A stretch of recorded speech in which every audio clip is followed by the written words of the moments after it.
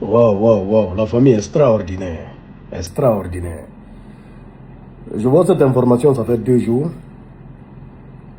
du côté du Congo. Où, en tout cas, ce monsieur-là, comme que vous voyez là en image, du nom de Vali Amissi, a été abattu par cet autre monsieur. Il s'appelle Beni Moukena.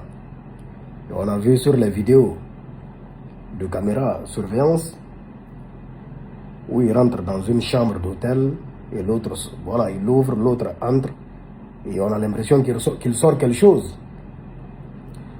Et après, on voit qu'il essaie vraiment de cacher la caméra et on le voit aussi dans l'ascenseur avec quelque chose qui ressemblerait en tout cas à un corps qu'il essaierait de traîner. En tout cas, le monsieur Vali, a été retrouvé sans vie à côté de l'hôtel.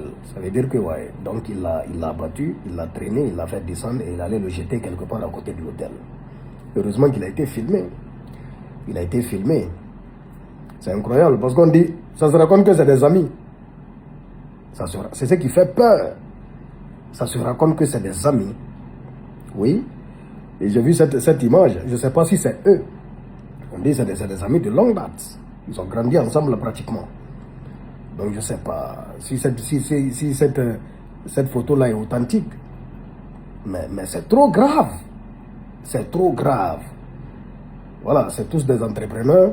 Et l'autre, en tout cas, excelle, à ce qu'il paraît, il excelle dans ses activités. Il excelle beaucoup dans ses activités et tout ça là.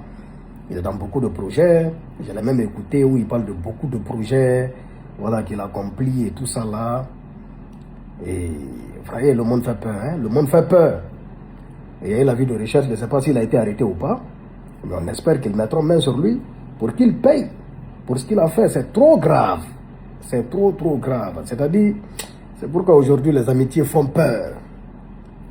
Si quelqu'un que tu appelles ami peut te faire ça là, quelqu'un que tu appelles ami, quelle qu'en soit la raison, c'est-à-dire rien, absolument rien ne peut justifier un tel acte.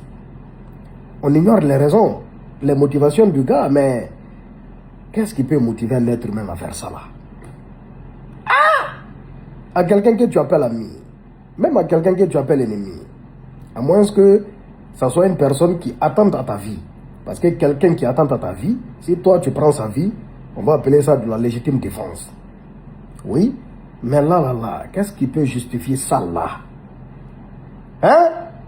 Les amitiés font peur. Tu peux marcher avec quelqu'un qui est ton pire ennemi. Tu vas croire que c'est ton ami. Pourtant, c'est ton pire ennemi. Tu vas trouver qu'il est rempli de haine, de jalousie, c'est-à-dire d'aigreur, on peut pas imaginer. Mais, quel qu'en soit quand même, jusqu'à abattre la personne, abattre quelqu'un que tu appelles ami. Non, on espère que justice sera faite, que cet assassin sera arrêté, jugé et condamné lourdement. C'est-à-dire, lui, tout ce qu'il mérite, c'est la peine de mort. C'est-à-dire copier-coller, au fait. C'est tout ce qu'il mérite. Pour établir l'équilibre, il faut du copier-coller. C'est-à-dire ce qu'il a fait là, qu'on le fasse, même chose. On l'arrête, et puis voilà, on charge, on le fusille à l'ancienne. Rafale sur lui, à l'ancienne quoi.